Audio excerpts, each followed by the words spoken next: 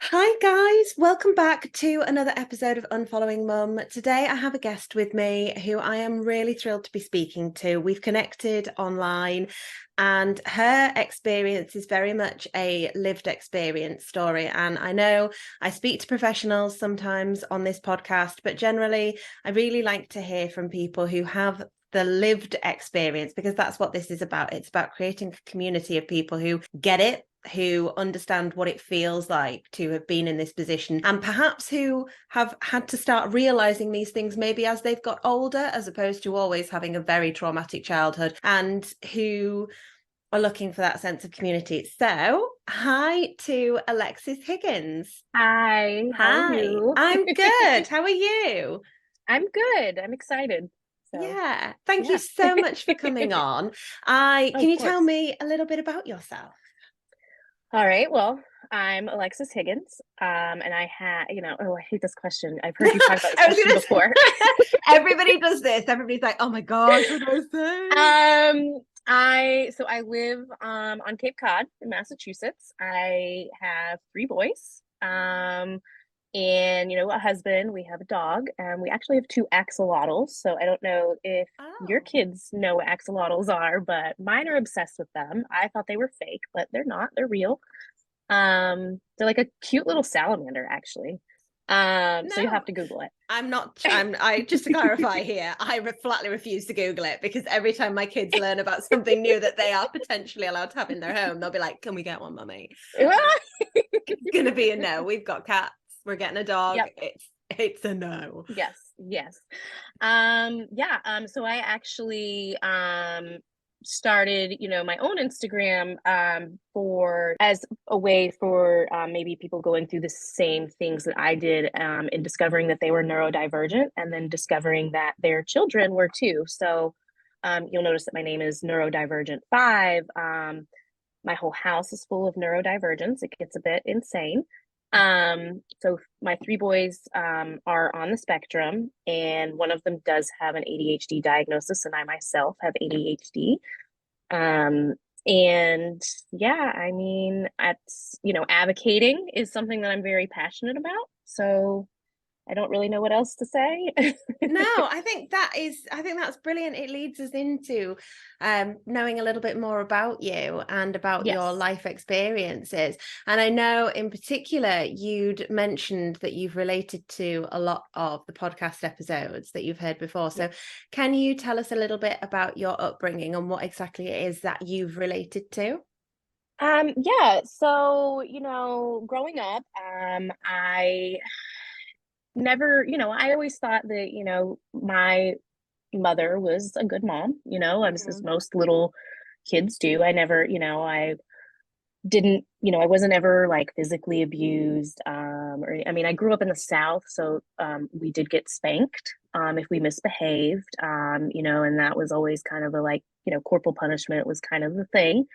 Um, and then, but as I got older, I started to realize that there were some things that just weren't what should be normal. Or when I would tell my husband like things, he would be like, "What? Like, n- no, that never happened to me. My parents never did Mm. that." And so a lot of being a girl and having this, my mother had a lot of body image issues. She was a heavy set woman when I was a little girl, and she, lost a significant amount of weight by the time I was 13 or 14 years old. And she always seemed to project that kind of thing onto me and my sister. I have an older sister who is 4 years older. And um, yeah, she would always make these comments like, "Oh, are you really going to eat that?" Or, "Oh, I don't think Mm. you need to eat any more. I think you've had enough." And, she would be like, "Oh, maybe let's go for," she would get me to walk. She would take me to Watchers Mm. meetings with her. And, as a little girl, I didn't think anything of it. But I can remember probably around the time I was 8 or 9, you know, praying to God that I would wake up skinny the next day because it was just drilled into my head that like, oh, you're not skinny, you're chubby. She used to have a nickname for me called Miss Piggy. Oh no. Yeah, a lot of that stuff. And just a lot of, her like deflecting a lot of her body dysmorphia Mm. off onto me and my sister, and it was always a competition. This is so crazy, but when I was an adult and I had moved out, she would go buy us Christmas gifts, right? And she would mail them to us. And she would always buy us like sizes that were like two or three sizes too big. Right. And then we couldn't like return them because we didn't have a receipt or we didn't know where Mm. she got them, that kind of thing. And it was just like, I never understood why she would do that. And now looking back, I'm like, oh, it was because she didn't like the fact that as I got older, I did slim down. And I was smaller than her at some point, and she couldn't grasp that or deal with that. And then, just a lot of like emotional and mental like abuse more so with her. She would she would always kind of like put me and my sister kind of against each other as we got Yes. older too. Like she would call my sister and be like, oh, well, Alexis said this about you. And then she would call me and be like, oh, well, your sister said this about you. And it was just like, so then it would cause this like drift in our relationship. Eventually, it just, as like I said, as I got older, I started to realize what was really happening here and Mm. how the way she treated us and the way she talked to us. Oh, and everything was always about her. Like, you would tell her something and she would just be like, somehow she would turn it around to be about her. Yeah. Like, in the beginning of like becoming a mother myself, I'd be like, oh, the baby's not sleeping. He's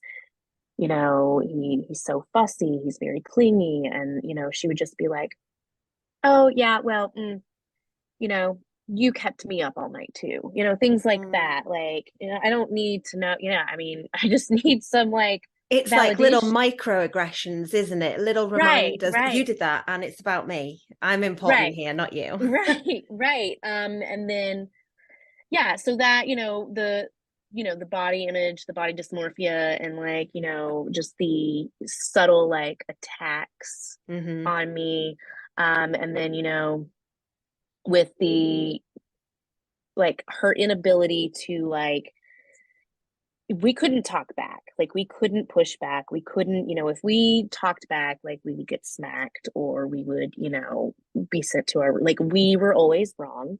Hmm. And she was always right. It didn't matter. And it just kind of felt like anytime that we tried to, branch out, it was almost like we were hurting her in some way.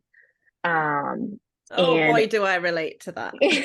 Yeah. and lots of guilt tripping, Yes. and it becomes a lot, and and it's hard to get out of that cycle, and it's hard to like not get sucked back in sometimes No. too. Yeah, I feel like I'm just rambling.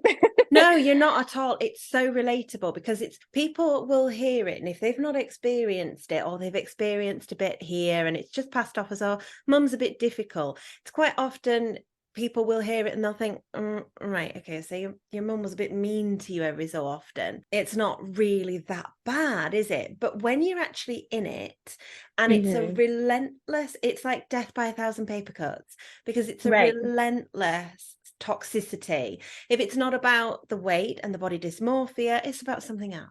If it's not right, about taking credit for your achievements, it's about right. centering yourself in your darkest moments. There's always something, and what you've just said there about as you started to branch away, anything that was like that was met with kind of a, it's almost like they feel they've been betrayed because you are branching away and because you are becoming your own independent person. In my experience, and I know I've mentioned this a few times in the podcast, it was that becoming my own person and that reach for my own identity and to explore that even as young as being a teenager, when I would want to explore things like my sexuality, or I would want to explore things like perhaps I liked this kind of sport, or perhaps I liked doing this, or perhaps I enjoyed that. Everything that I might want to do that was like a reach for self was a threat to her. Right. And also it was very interesting, she definitely played favorites too. You talk about like scapegoating and golden child. So I was actually the middle child. So I was the child who kept quiet and walked around on tiptoes because I didn't want to break the rules. I didn't want to, be the one to upset my parents, because my sister, she was the scapegoat and she did a lot of things, she acted out. And put a lot of, I get like, well, from my mother's point of view, put a lot of strain on our family. Now as an adult, I obviously realized that it wasn't my sister's fault, and that it was really just a baseline of like my mother not being able to take accountability for the things that were happening. And then you had my brother, who was the boy who my mother, loved The so golden much. child. Yep. And like coddled, and he got his way. He didn't have to do anything. And here I used to joke that I was like Cinderella, because I was like scrubbing toilets at 9 years old. I was cleaning the bathrooms. I was doing the laundry. I was, helping with the chores and stuff. And I can even remember by the time I was like 15, like my dad would call and be like, "Oh, I'm on my way home from work." And my mom would be like, "Alexis, you need to come downstairs and make your father a sandwich. He's on his way home from work. He's going to be hungry." And it's like, what? Like, But did you at the time think what, or at the time were you just like, okay, that's what we do? yeah, Because I was a teenager, so I would kind of like be like, "Well, why can't you do it?" I would yeah. backtalk, and then I would get in trouble. I would like lose my, computer privileges. I wasn't allowed to use AOL, like Yeah. There will be no messenger for you tonight. nope, no aim for you. Because we only had the one computer, like, and the phone was a landline, and it was like, no phone for you. Yeah. That kind of thing. And so it was just a very, very strange. Oh, and she used to do this thing, Harriet. It was so, now as an adult, I'm like, this is so bizarre. She would go grocery shopping, okay? And she would buy like Wonder Bread for me and my brother. My sister wasn't living at home at the time. And she'd buy all this junk food. And then we had this closet of all this health food that she would like, we were not allowed to touch. We could not eat any of the food that was in that closet. That was her food. And Really? then turn around and like make me feel bad about being a little heavier. But you're only buying me stuff that's not going to make me be thinner. It was just in, at the time I didn't think anything of it. And now as an adult, I'm like, that seems to be kind of, abusive in a way. Almost like engineering Right. almost engineering, not necessarily the weight gain, but taking away the option for you to lose weight if you wanted to, or taking away the Right. option for you to be healthy, but then simultaneously shaming you for being Right. larger than she is.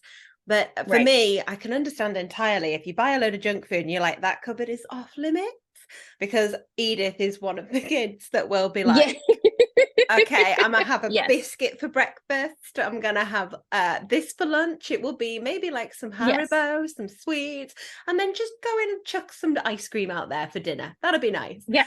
So Yep.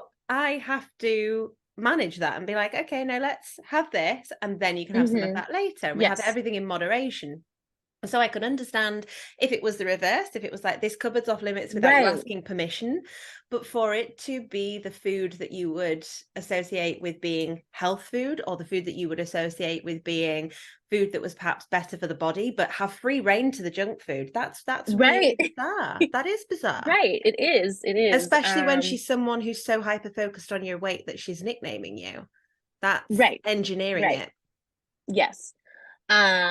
Oh my gosh, I can, and I don't, and it's so hard because sometimes it's like you get in your head and you're like, okay, did that really happen? Did she Oh, really say constantly. that? Or did I just make that up? Or, that kind of thing. And then you're like, I know you've mentioned before, like you're like, oh, well, it wasn't that bad. Like there are people who've had it worse. I wasn't like abused and neglected, but at the same time, like, yes, I was emotionally neglected. Yeah. I was your podcast this past Wednesday, where she said you hear a baby crying and it can like almost aggravate you because you were neglected as a child, So you're like, so when a baby's crying, it's like, well, I didn't get that attention. So why would I, and I could see that because I was like, when my kids would cry and I couldn't get them to stop, I would become very angry. Yep. Like Yeah, I would be totally like, relate. why are you crying? Stop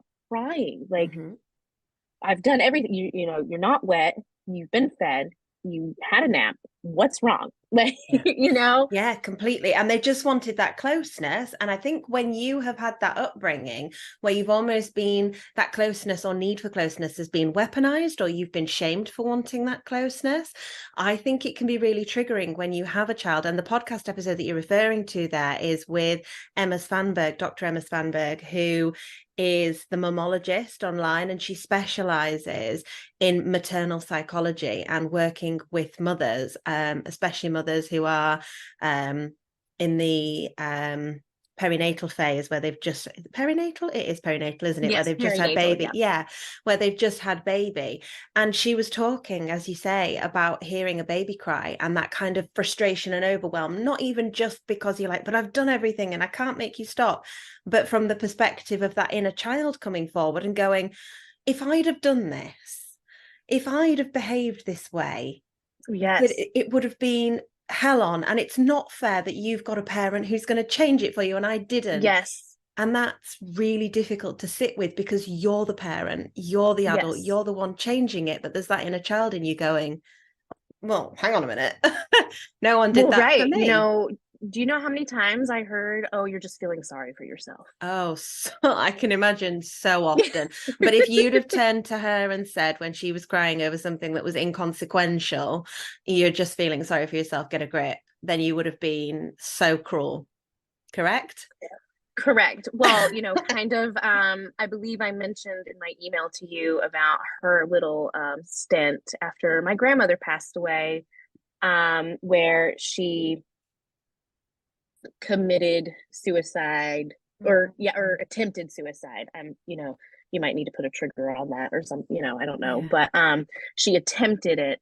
And then it was like, and that for me was that was, the final, I was like, I can't do this. Like, this is, and I know people will hear that and be like, well, why would you choose not to speak to your mother anymore after that? Like, I feel like she would need you the most. And the thing is, though, is that no, she does not need me.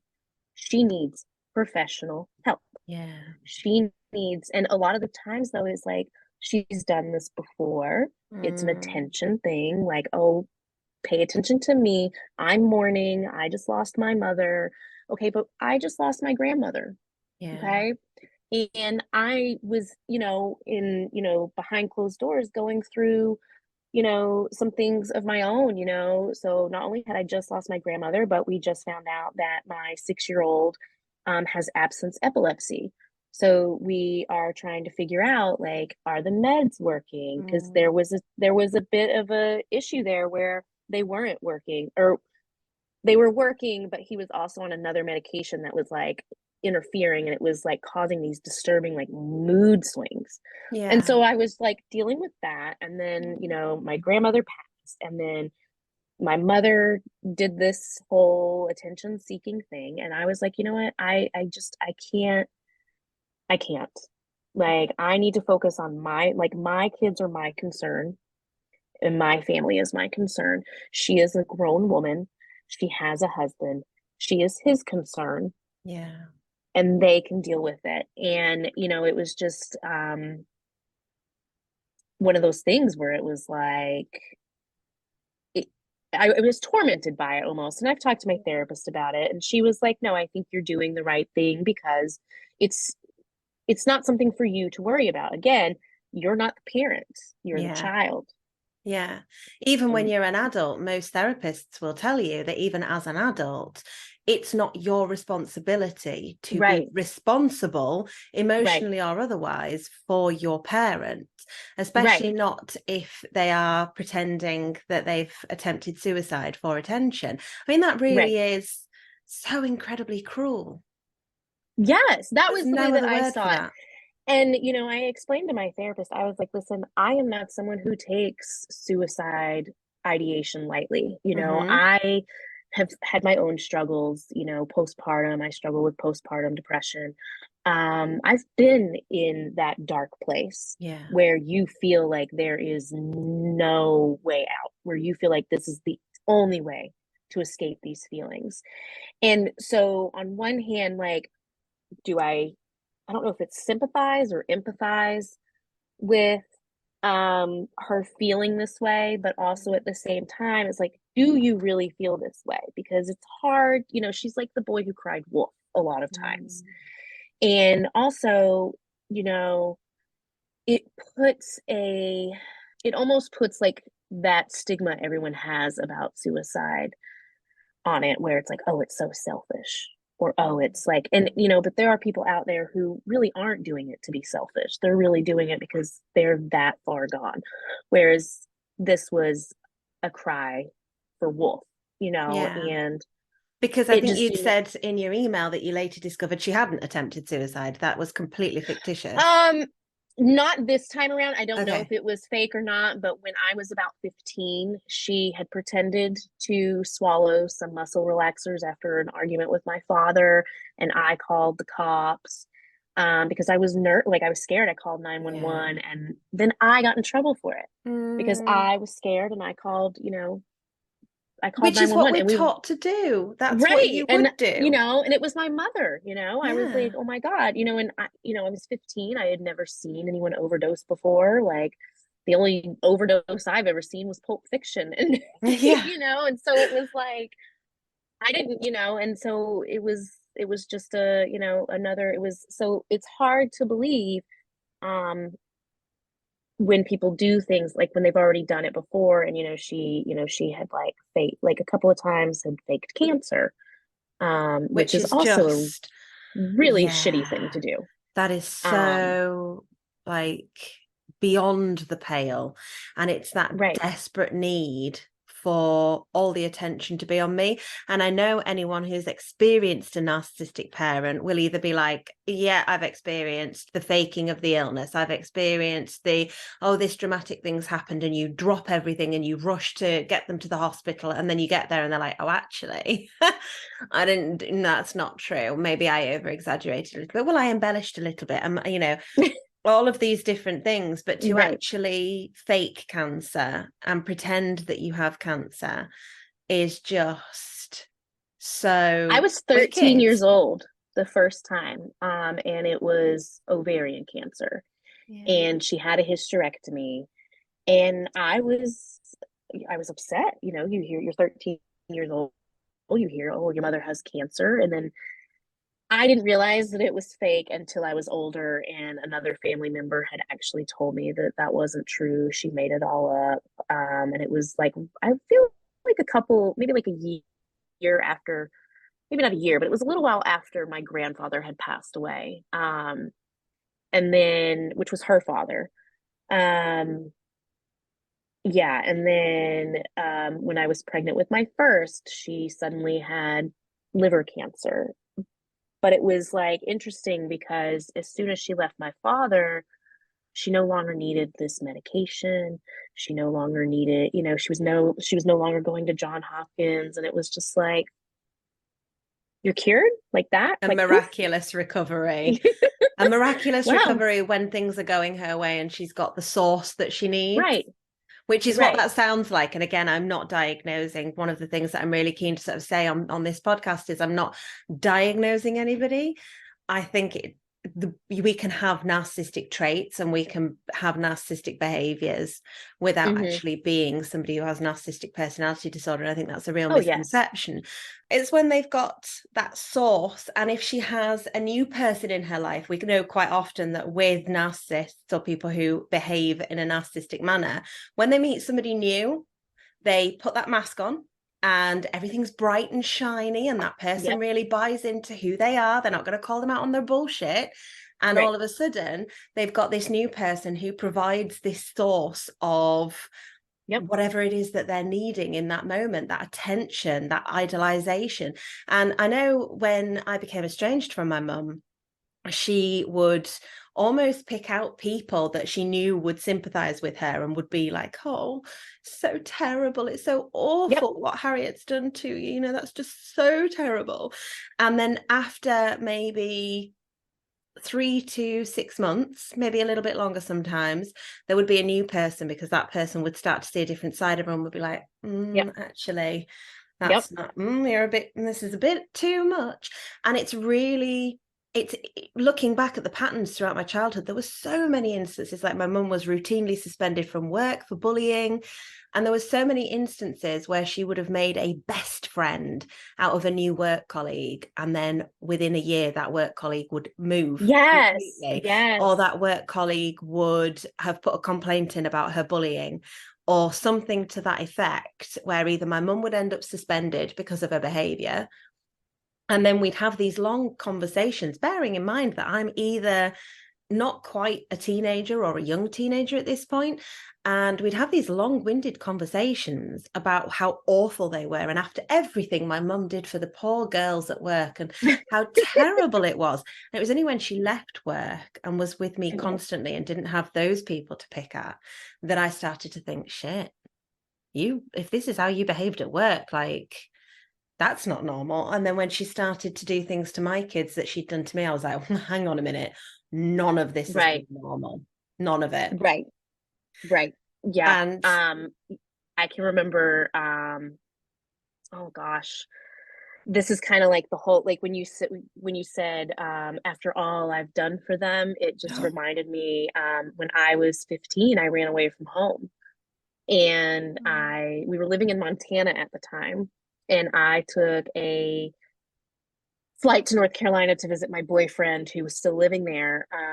And I didn't get back on the flight home. And I remember hearing my mom on the phone with my grandmother, because I was at my grandmother's house. And she was like, I just can't believe what a selfish bitch she is after all I've done for her. And, at 15, you're like, I'm just upset. Like, I don't want to go home because I know that when I get home, my life is going to be miserable. And my grandmother, I can remember my grandmother. She was such a sweetheart. She was like, she's just not happy. She's just not happy there. She can live with me. It's fine. She's just not happy. But no, it was my mom's way or the highway. My parents did not speak to me for 3 years yeah, was after this when that. you were 15? When I was 15, I did not Wow. hear from them for 3 years. Um, and they refused to sign paperwork to allow me to enroll in the public high school so that I could finish my senior year. I had to wait till I was 18 to enroll into the community college and get my high school diploma through their adult high school education program. So yeah, I mean, it was just, and so they were punishing me Yeah. for doing something that they didn't like. And, I remember my sister saying to me, like, I'm so proud of you. I have never seen you stick up for yourself when it came to our mother. And I just want you to know that I'm proud that you were able to do that. And is your And sister the oldest? So your little brother's the yes, baby, he's the baby, and yeah, you've my got an brother's the older baby. sister. Okay. Yeah, yeah. And and my poor brother is still like kind of stuck in the, Yeah. I feel like it's harder for him because he lives in the same state as my mom. Right. So it's kind of like he's within reach. Whereas me, like, I'm a state away, but like I've never invited her. I'm not gonna invite her to my home. So it would have to be like she just shows up uninvited kind of thing. And Do you still have contact with your mother, like sporadically? I did up Okay. until, it's probably been, I want to say my grandmother passed away either January or February. So after that, like I just was like, I can't do this anymore. And I, ignored messages. She still tries to like reach out. Like she had posted like a passive aggressive thing on Facebook trying to get me to react, and I just ignored it. And then I posted a photo of the boys the other day, and she had commented, "Oh, so cute," and I just didn't acknowledge it.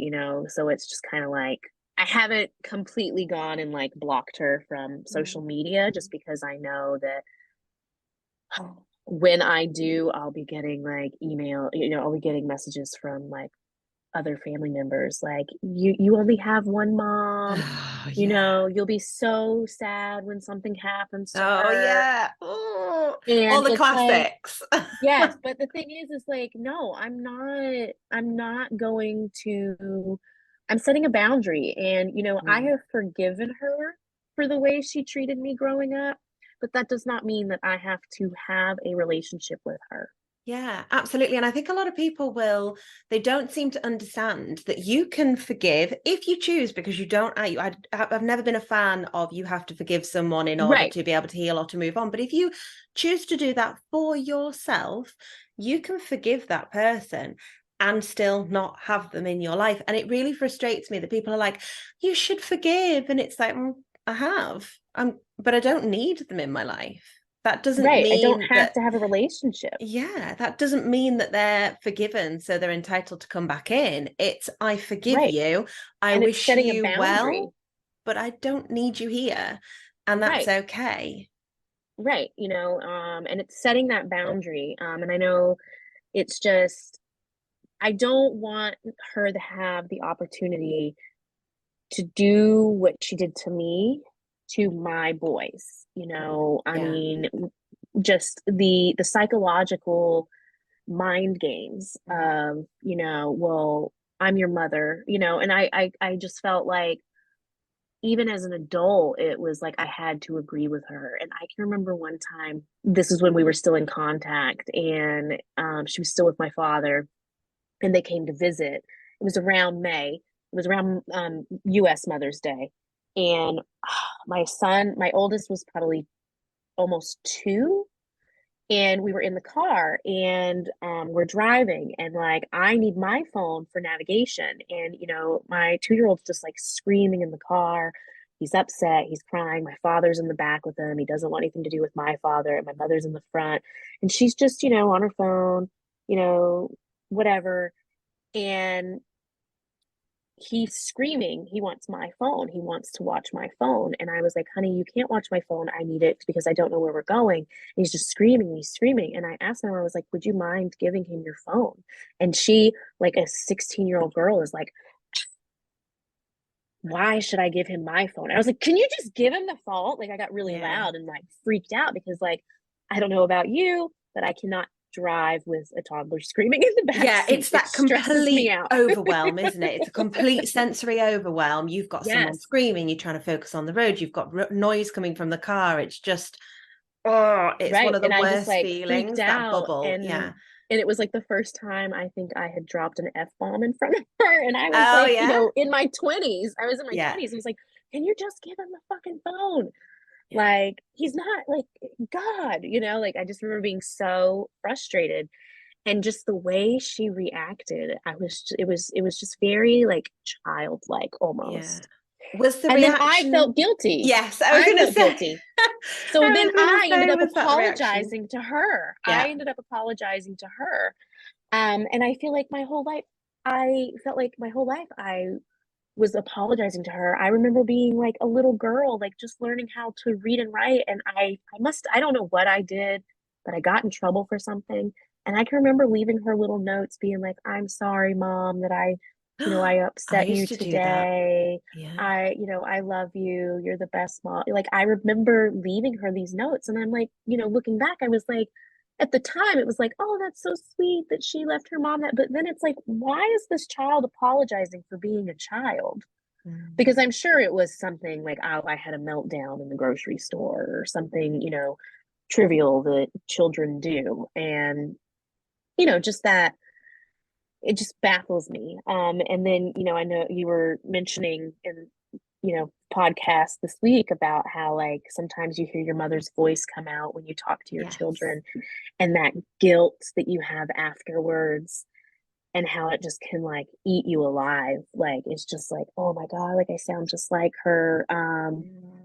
I struggle with not, if I don't validate their feelings, I feel really guilty about it later, even though they've moved on, it's over, whatever. Yes. Like, my 9-year-old is very dramatic, and like, so if he stubs his toe, he'll just be like, he's so upset about it, and he will be like, "Oh, my toe," and he'll just like constantly talk about it, and I'm like, "You're okay.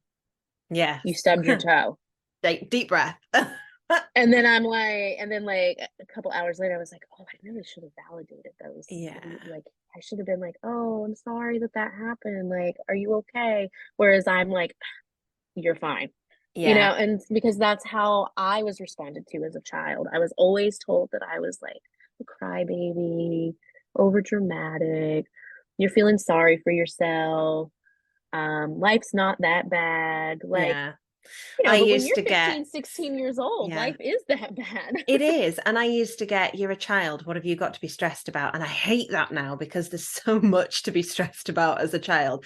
Yeah, okay, it's not bills. It's not how am I going to keep a roof over No. the head? And they are very big stresses. We know that. But they're different stresses, and that doesn't make them Yes. any less valid. And I think with you saying there about like rolling your eyes and being like, you're fine, that's perfectly okay. But because you were so used to hearing nothing but that, nothing but a dismissal of your feelings, Yeah. nothing but a almost mocking of having those feelings, of having Yes. those Yes. normal reactions. You're Yes. now so hyper aware of it that you're like, oh, I should have validated it, even though actually in that moment you're fine, get on with it, was perfectly fine. Right. Pick But yourself up. Like, I'm not yeah, gonna but you not gonna just coddle you. so worried that you're going to become your own parent Right. that you Or go that I'm as far the other going, way. and then I'm gonna make them like, I really struggle with, if somebody tells me like some horrible news, it makes me uncomfortable because I'm like, I don't, I'm like, oh, I'll be like, oh, I'm sorry.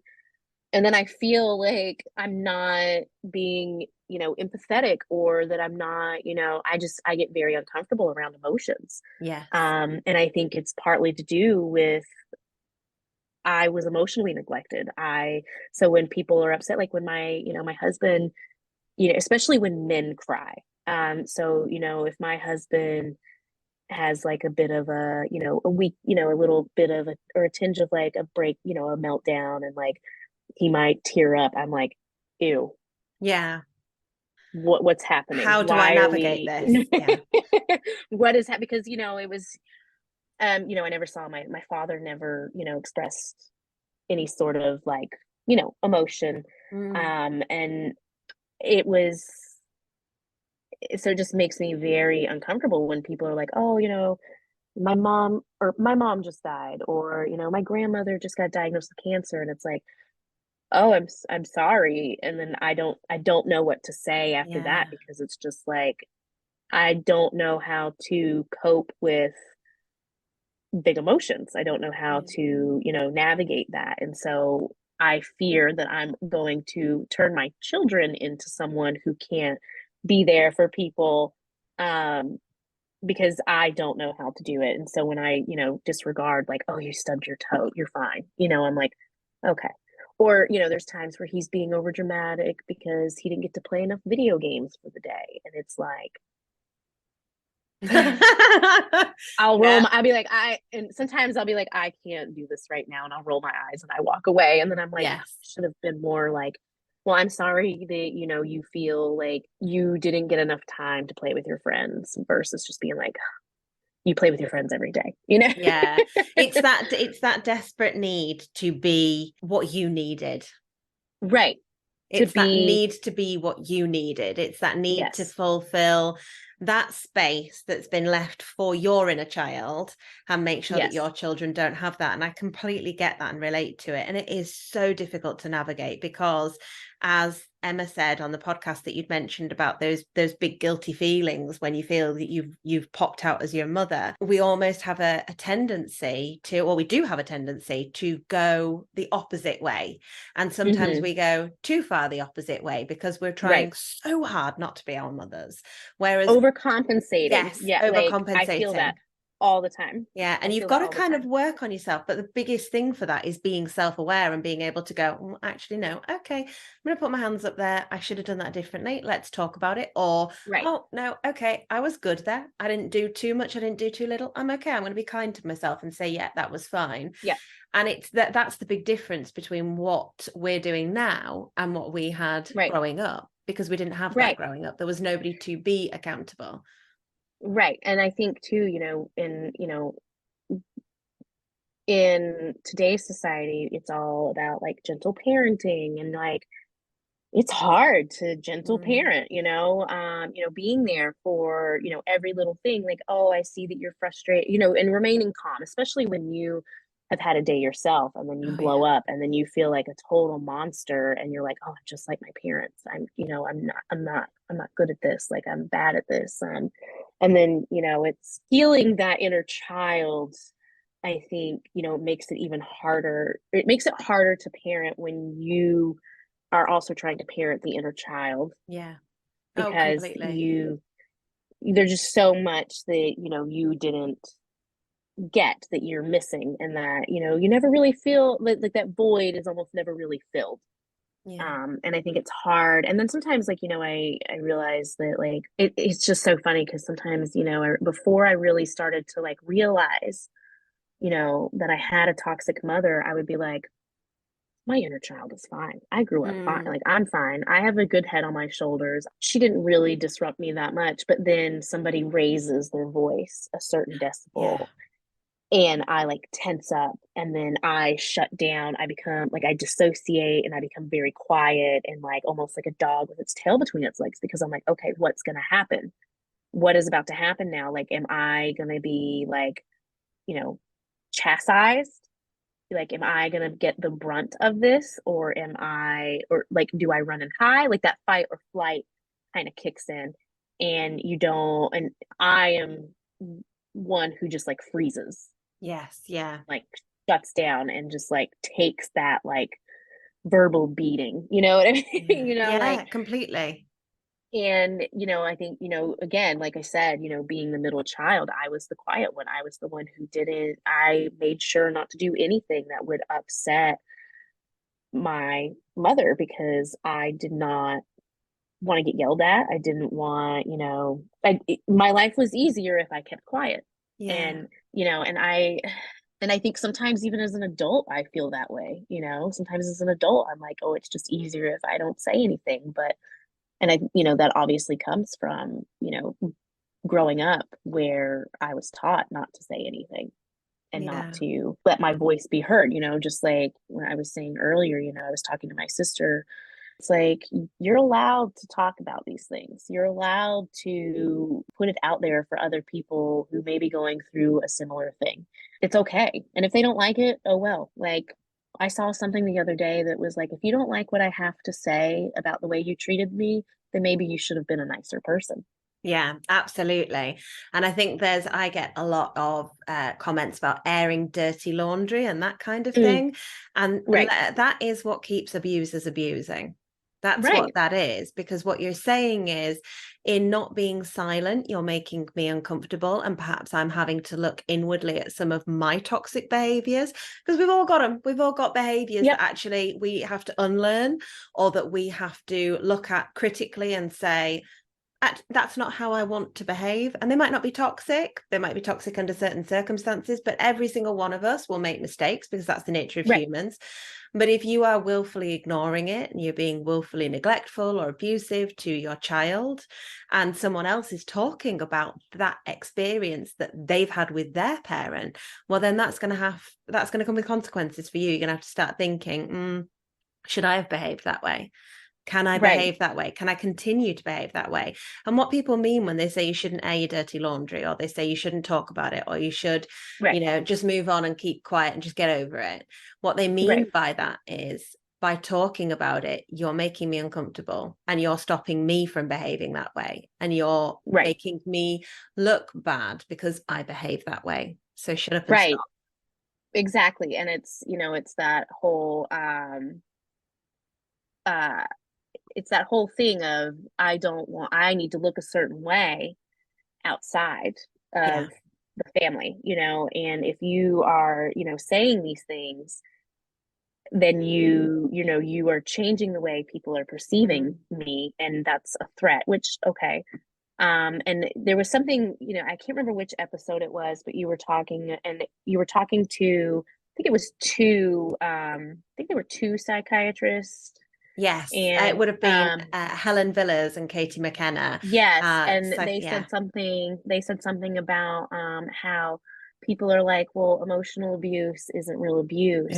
yeah, And I never thought about it in that way until I listened to that episode where she was like, uh, all abuse starts with emotional abuse, yeah, because people, you know, you almost, you groom them, you build yeah, them up, you know, and then, you know, you start to tear them down so that there's nothing left, and then, you know, you make them believe that they deserve to be treated this way. And I was like, yes, that is so, I never thought of it that way, and that was just so mind-blowing. I was like, oh my gosh, like, yeah, I've never thought of it in that way. Like, obviously I knew emotional abuse was real abuse, but it never occurred to me that without emotional abuse there wouldn't really be any other.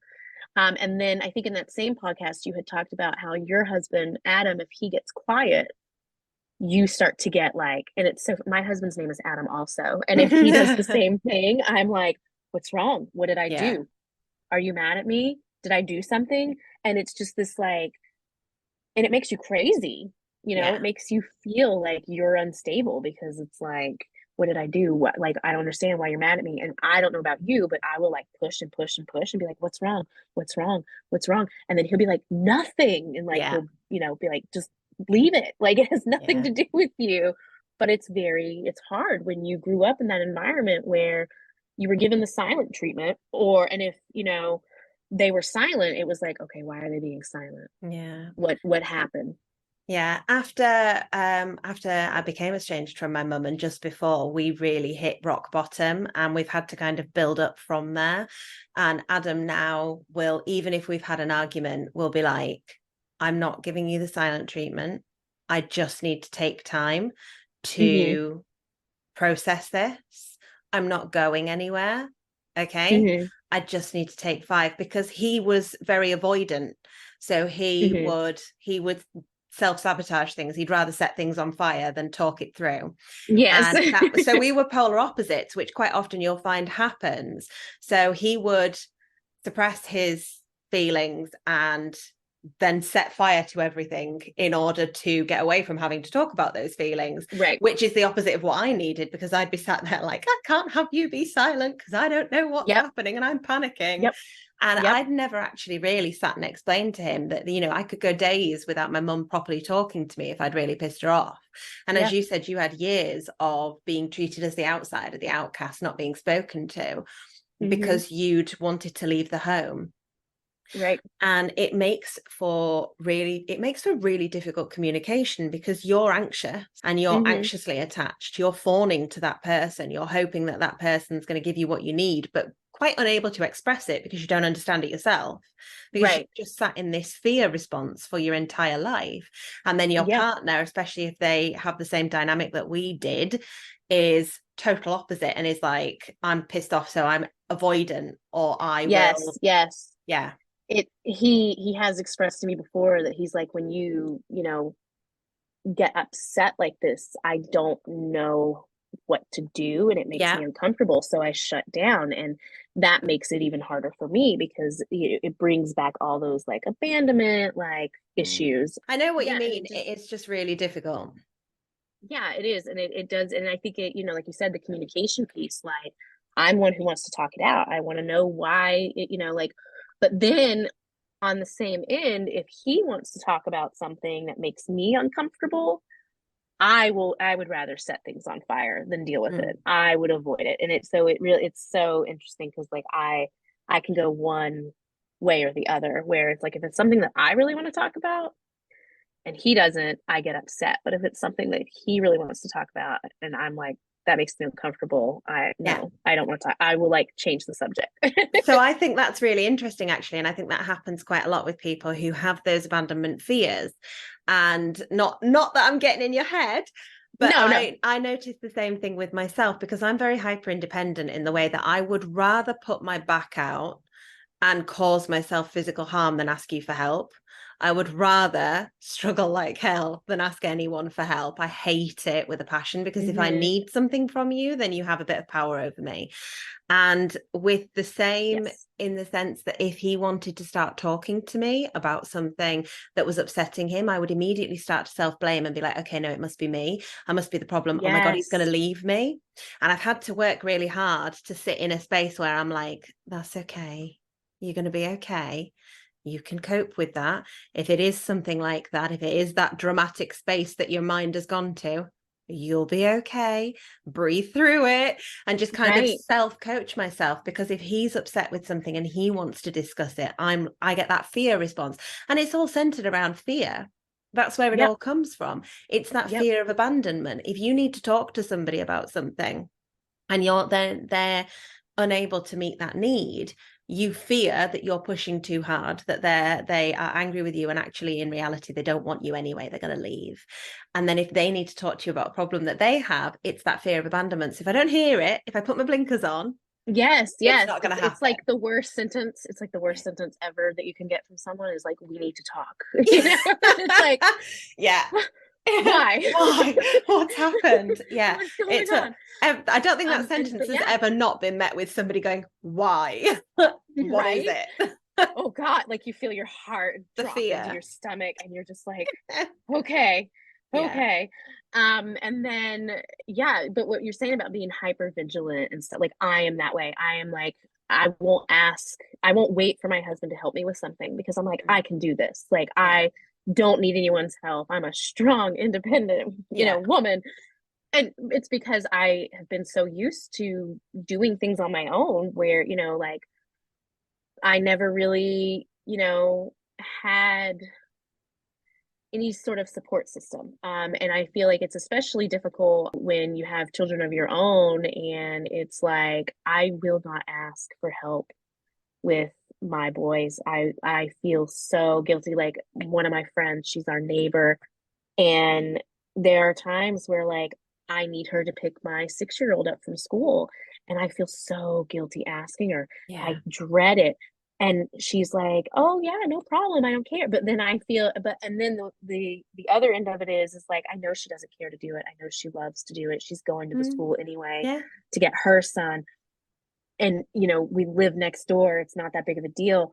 But then if she were to ask me if I can pick up her kid, and like I will, Yeah. let's say there's a day that for some reason I can't, like I'm not even able to pick up my own kid, I feel immense guilt because Yeah. I feel like you did something for me, so I have to do something for you. And I think that's because I grew up in this, my mother's love was very much conditional. Yeah. I do this for you, you do this for me, kind of thing. It was just like this back and forth. Mm. It's I that can remember. transactional relationship, isn't it? That Right. And it's transaction. almost like, and I remember talking to my girlfriend about this. I was like, sometimes I feel guilty that I don't like initiate more of a relationship between my children and my mother because she'll send that, she buys them these Christmas presents and she sends them Christmas presents, she sends them birthday presents. And it's like, no, I don't owe her Mm. anything. No. She can send Christmas presents all she wants. That's on her. That's her decision. That doesn't mean that I have to let her see my kids. Like No. that. You don't buy And I into a really struggled with relationship. that. Yeah. Right. And I really, really struggled with that for a long time because I was like, oh, well, she is the grandmother. And maybe even though she wasn't a great mom to me, it was, maybe she could be a better grandmother. But the thing is that buying presents does not make you a better grandmother than you are a No. mother. No, it That doesn't. has nothing to do with it.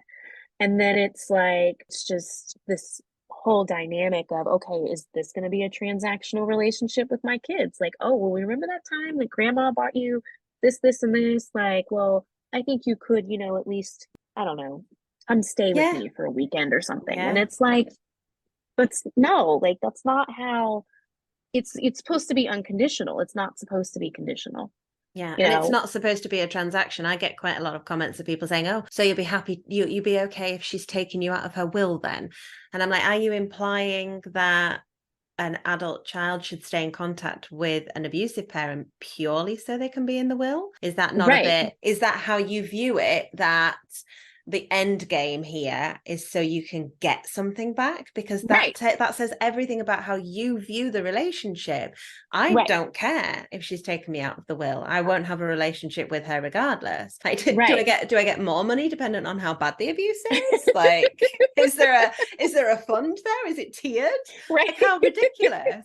And yet, how much abuse can she inflict depends on how much money you get. Right? Okay. Yeah. Like, am I at 50%? I know. It's such a ridiculous way to look at it. But for so many of these toxic parents, especially the ones that reach out to me, and I know my mother would have said the same, or you'll be out of the will. It's because their belief is that the relationship is transactional. Right. You give them what they want, and then they will let you potentially be in the will if there's anything left at the end of it. It's just, and I hate that. Yeah. And I hate that whole, like, well, after all they've done for you, what, like, took care of me as a child? That's what you do when you have children. You wipe their ass, you know, until they can do it themselves. You feed them, you diaper them, you clothe them. Like, that's what parents do. That's their job. Yeah, it's like, the literal job, Susan. Like, it's the literal job. Right. You've just like, got to get on with it. We do not hand out medals for basics. Like, right. And I talk to my sister, because, you talk a lot about accountability and stuff like that. And, I always tell my sister, I was like, sometimes I'm like, well, she did always, she would sometimes say, I'm sorry that I wasn't a good mom, but I tried my hardest. Yeah. And I'm like, thinking back and I'm like, but did you? Did you? Because whenever I have a drastic issue in my life, whenever I'm really going through something, whenever it came to light or whenever it was presented to me that my youngest may or may not be autistic, I didn't call my mother. I called my girlfriends. So I talked their ears off about, well, I've been researching this and this is, and they are. They absolutely are. Like, I didn't, I told her once the testing came back, but I never once like reached out to her to talk about it because I was like, one, there wouldn't be anything that she would say. And I know there wouldn't be anything that she would say that would make me feel better because it would always be, in some way, shape, or form, gone back to her. You know what I mean? Like, and there's a difference between, relating and, centering. Yeah. And it's just, because, something that, this is kind of off topic, but something that a lot of people think about those of us with ADD or autism is that when you tell us something and we try to relate it back, normally it can come off rude, but no, we're just trying to empathize and be like, oh yeah. And there's a huge difference between that. There's a huge difference between being like, oh yeah, I went through something similar, and then just being like, oh, well, I mean, it can't be that bad when I was, da da da da da. And it just, and I can remember another time too, I told my sister couldn't believe this. I was like, yeah, when my first boyfriend broke up with me, the only thing my mother had to say was, well, at least you didn't have sex with him. Oh. And I'm like, hey, I'm 13. Wow. And I know that doesn't mean anything, but like, where's the like, oh, I'm sorry, like, where's the compassion? Like, I'm 13 years old. I just had my heart broken for the first time, but at least I still have my virginity. That's just, it's that, isn't it? That dismissal of your feelings. Right. Yeah, the dismissal that like, oh, well, so then you know what that did to me? When I did start dating other people and I did start having sex, it was like, oh, well, it made me feel worthless because it was like, oh, well, I don't have anything, this relationship's ended and I don't, at least, where's the silver lining, because and so that in turn kind of, made me feel less than because I no longer had, I no longer had something to be proud of. Well, at least I still have my dignity. Exactly. Like, it's such a bizarre thing to impress upon a young teen as well. Such a bizarre thing, because if you had have slept with him, that wouldn't make it sting any more or less. It's right. What if I had sex with him and she didn't know? Like, I wonder if that was maybe her way of digging to see if you had, I'm sure. Then she could hold it over you. I'm sure. I'm sure. She was very Not so much me, but I know that she would like read my sister's diaries and, all this stuff. I do know that when I moved out, she had told my grandmother that she had read my diaries and she was like, she had this plan. She was never going to come home. Like, never should have trusted her, yada, yada, yada. And it was like, I'm a child. It's that placing you in the position of being an adult. And I know you'd said to me just before we got on the call that when your parents had separated, both of them treated you as kind of the third adult in the relationship. So they'd both Right. come to you with their woes and that Like I kind of was thing. their friend. Yeah. Like Yeah. it was like they were venting to a friend or a therapist or and I can even remember, I think at one point saying to my mom, like, and I probably could have been a little more assertive, but I remember being like, well, you should really, talk to a therapist about this, Yeah. How did like she trying to be react?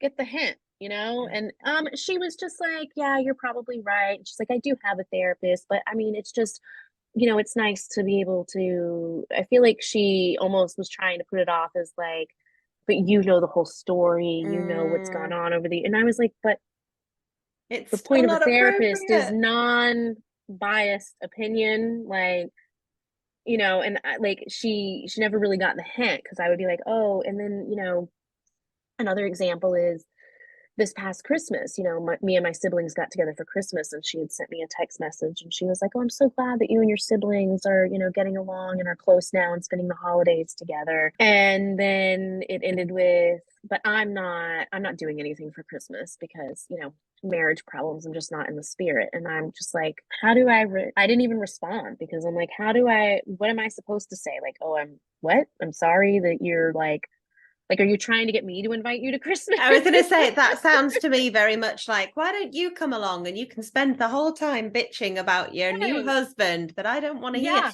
And again, I think a lot of people, they have, as they get older, if you've had a healthy relationship, you almost get to that point where you have a bit more of a mutual respect for each other as two adults with their own boundaries and their own lives. And it Right. does slide into more of that friend framework. I think Helen had said, it might have been on one of their podcast episodes, which was Insight. That's Helen Villas, who is a psychotherapist. She'd said that it's not unusual for children to think of their parent as the best friend, for Mm-hmm. even adult children to think of their parent as like their best friend. Oh, I'm so close to my mum. It Right. isn't normal or acceptable for a parent to view their child as their Right. best friend, whether that child be a child or an adult. And that's not to say when you see these posts where people are like, oh, my little bestie, that's very different because what you're Right. talking about is in a super close relationship where you adore one another. But when you are an actual best friend, you have a mutual understanding of being able to share things with each other, of being able to Right. speak to each other about everything, of being each other's shoulder to lean on, shoulder to Mm-hmm. cry on, to be that person that you can lean on. And you can't do that with your children and maintain a healthy Right. dynamic because even as adults, there is a line that is crossed when you are talking to Right. your children about things that are not their business. Right. And that they don't need to know. They don't No. need to know it. And they don't need that responsibility of like, Yeah. oh yeah, my mom's really going through it, like there's a health, like you said, there's a healthy dynamic of it, like, oh, like a girlfriend of mine, her mother was diagnosed with cancer and she's like, oh yeah, my mother's really going through it, and all, but that's different. Like, okay, yeah, Yeah. but her mother is not expecting her to like listen to her cry about how awful, it is and how, because I feel like if I were very ill, I would kind of want to keep that from my kids to like protect them. Like I wouldn't want them to be burdened with, oh, I've been throwing up all day because, of the cancer. You know what I mean? Like, Yeah. even though like they would like they may say like, oh no, you can tell us, but like I just feel Mm. like there's a fine line of what needs to be known and what doesn't need to be known or what needs to be shared. And when you were talking about like, people who, adult children who say that their mother is their best friend, did you ever find yourself like envying those? No, because I would have been that person. So if you'd Oh, have asked me okay. 10 years ago, I was so enmeshed with my mother. If you'd have asked me 10 Mhm. years ago, I would have been that person. I would have been like, yeah, my mum's my best friend. I I didn't probably, if I had met realize. you 10 years ago and told you all this, you probably been like, Oh, good. Like, completely. In fact, I can say with my hand on heart that I would have been the person that would have been like, oh, but it's your mom. I don't know how you can think that. Shoof, right. totally oblivious, because I Yeah. was so enmeshed with my mother. Hmm. It was like we were one person. And some of the ways in which my mother has crossed limits and crossed boundaries, and I've just thought that was yay, happy clappy, Hmm. are beyond me, like Right. beyond me. And so very much more like a spousal relationship, Hmm. more like a therapist relationship, but Yes. certainly I would have said spousal or confidant. Um, and yeah, just really crossed the boundaries to the point that I was convinced that we were just super close, like Right. because it had always just been me and mum, and that would be what Right. I'd say. We're just closer than other people because it's always just been me and mum. Right. No, No. we just didn't have any boundaries. We were so, and now when I see people with healthy relationships, I'm like, oh, I would have loved that. Yeah. There is Yeah. that Yeah. And jealousy. you mourn the relationship that you wish you had and that you don't Yes. have, Yeah. and that you never will have. Yeah. And it makes you, yeah, it makes you be like, oh, I wished that I had that type of relationship, but I know that it's not possible to have that type of relationship because there will always be some sort of, what is the word? There'll be a catch to it, Yeah. like, Oh, yeah. yeah, there'll be like, okay, so what are they expecting from me? What do I need to do? And it's hard because it's like, I one of my best friends, her mother passed away when she was a young adult, and we've talked about it all the time. I was like, her mother's birthday had come up recently, and she was like, "Oh, I'm gonna make cookies with my daughter, because that's what I used to do with my mom, and it's her birthday." And I was like, "Oh, that's so sweet," and it makes me like, that's sweet. Yeah. Talked about it where I was like, sometimes I feel bad about, like, my mother's still alive, like I can wish her a happy Mother's Day. Yeah. But she's like, no, she's like, your feelings are just as valid because you don't really have a mother. Yes. You Yeah. have a biological mother, but you, Mm-hmm. just because she gave birth to you does not mean that she is a mother. Yeah. And like, it's nice that somebody from the other end who, like, had a great relationship with their mom, really misses their mom, can understand where I'm coming from around the, especially, Mother's Day here in the States is next weekend. And Okay. it's one of those things where it's like, okay, either one or two things is going to happen. One, my mother's not going to send me a happy Mother's Day, which fine, that's expected. We're no contact. Or two, she's going to send a happy Mother's Day text, and then after that text, a really long paragraph or a really long text message about who knows what. Mm. You almost have to brace yourself for those things. And today is her birthday, and it's been like, I stayed away from Facebook because Facebook loves to remind you that it's people's birthdays. Yeah. And so I was like, I'm just not gonna get on Facebook today, and just not, just, it's just another day. Cinco de Mayo here, so Cinco Yeah. de Mayo here. So I'm like, maybe go have some margaritas, call it a day. Like a good plan. I think that sounds like Right. a brilliant plan. I do think that when it comes to those particular days, you almost do try to distract yourself. I think I said to you in the email that the cat was born on the same Yes. day as my mum, and I was like, fuck it, it's the cat's birthday now. We're gonna make a cake for the it's cat. it's Yep. the cat's birthday. And as stupid as that Yep. sounds, to me, that was like, no, I'm going to turn this from a negative, because I did find on those particular days that it stung just a little bit more.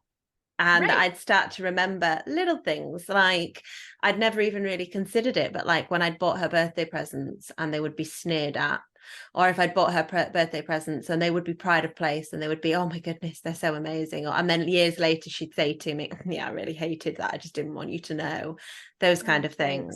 things. Yeah. And it stings a bit more on those Yeah. days. Yeah. So Yeah. reframing them and finding something else to distract you, I think, is a good Yeah. plan. And my sister, even said something to me the other day because I asked her, I was like, how do you get over the guilt of not wishing her a happy birthday? And she's like, I do wish her a happy birthday. I just don't say it to where she can respond. She's Yeah. like, I'm happy that she was born because she gave me life, and that's that, I write it down and then I go on my way. Yeah. And I was like, oh yeah, that's a really, good I way to think do that's it. a really good idea. That's a Yeah. really good way of doing it. I'm grateful that you were born, and that's about it. Right. Right. Thanks for Like you having gave me me. life. Yep. Yeah. Thanks for giving birth to Thanks me. for giving birth to me. And that's about as much positivity as I've got for you. But equally, it's Right. reframing it to yourself as, actually, I'm not going to see it as a negative. I'm grateful that you're here because otherwise I wouldn't be here. And yes, I've had Right. to overcome a lot of hurdles to get to the point where I'm okay because of you. I'm going to Right. let that go. And I'm just going to say, I'm grateful to the universe that you've made it here so that I can be Mm-hmm. here and I don't need you in my life. Exactly. Thank you so much for Thank you. coming onto the podcast and for All right. chatting to me today. I am so Thank grateful you to for you having me. for I your was so time. excited. Oh, I'm so grateful. Thank you so much. And guys who are listening, thank you for being with us. As always, I am Harriet Shearsmith. Together we are Unfollowing Mum.